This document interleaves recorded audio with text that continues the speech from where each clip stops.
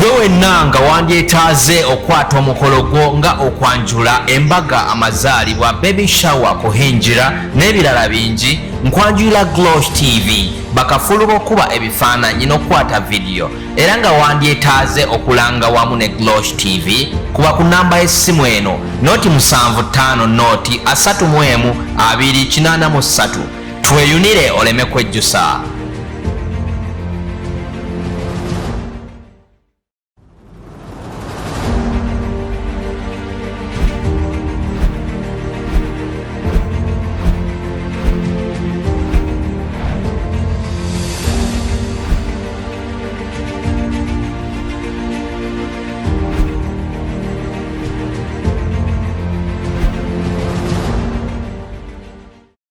Oli ku Glosh TV nga bulijjo nja kusaba muganda wange ogende wansawo subscribing liking atela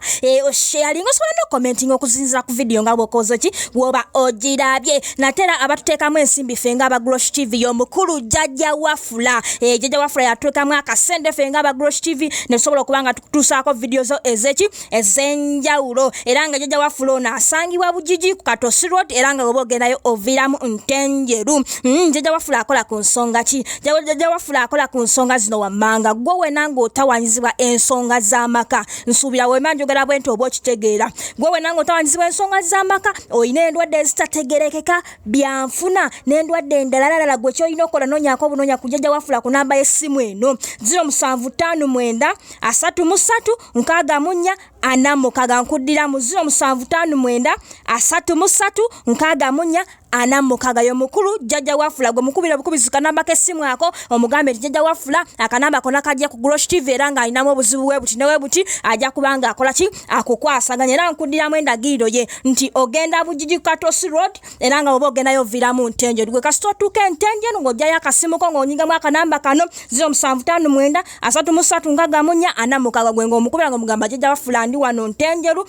nkoze nti okutuukako awo nyininyini w'okola ki woli natera olwaleero tukuleetedde anti kati spice yaliko anti kyaddaaki era olunaku lumaze ne lukola ki ne lukutuuka era nga leero 13 era nga tuli wali cricket over lugogo so ffe nga aba Glosh TV olwaleero tuyiseeyoko mpolampola era nga tugezaako okulaga embeera nga bwekola ki nga bweri gwe wenanga tonabatuuka mu kifo kino nja kusaba sambyako osobole okubanga okola ki ng'otuuka osobole okubanga ofuna ekifo ekyokuki ekyokumanju sofa embeera ndoza stage ogiraba abantu mwebali era nga sawa 8 emiryango zijja kubanga zigulawo officially naye asipanawo ffe nga aba Glosh TV twagala kubanga tukulaga embeera nga bweri ndoza stage nga bwogiraba yakoze omukyalo ono oba mukulu manager Roger ne tiimu ye bagezezaako kola stage eno stage yo tuyite ndooza byafaayo stage nga bwogiraba era nga abantu bagezaako kuba nti bayingira mu bungi era nga embeera nga bwogiraba yeri cricket over lugogo katikati gwe wenanga tonabatuukawo nja kusaba sambyamu era nga ordinary bali ku mitwalo 2 VIP bali ku mitwalo 5 table eri ku milioni meka milioni 2 so olwaleero tulina Spice Diana era nga ali wanagenda kubanga tukuba muziki jukira we twali mu press conference yagenda natusuubiza nti ekikwatagana ne security era obwedde aba security mwe bali bayitayitamu nga bagezaako kubanga bakwasaganya ki embeera era ono yagenda maaso n'atugamba nti obwambalo musubire obwambalo obweki obwenjawulo obuviiri biki byonna agenda kubanga abikwasaganya ate era agenda kuyimba live teri bya CD so ffe tugezaako okulaga embeera era nga bwolaba ebifaananyi ebyo eyo embeera kati right now eri cricket over gwe wenanga tonabatuukawo embeera ibweto bweri era nga tukusuubiza nti ffe nga aba Glosh TV kye tugenda okusaba genda maaso awo subscribing liking ate era osharing performance zonna okuva ku muyimbi agenda osookawo ddala ng'ayimba byonna tugenda kubanga tukutuusaako paka ku Spice wennyini ng'akiggala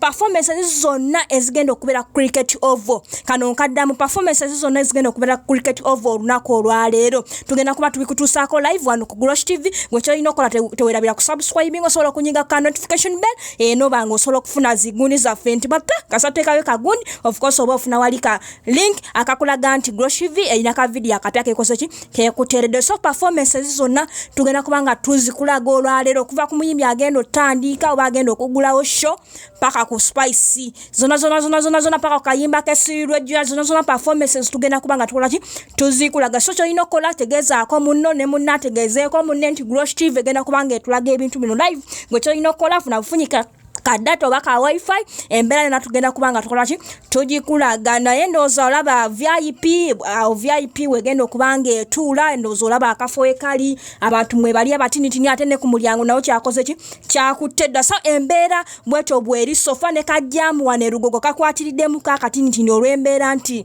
Spice olwaleero kye kivulu kye Spice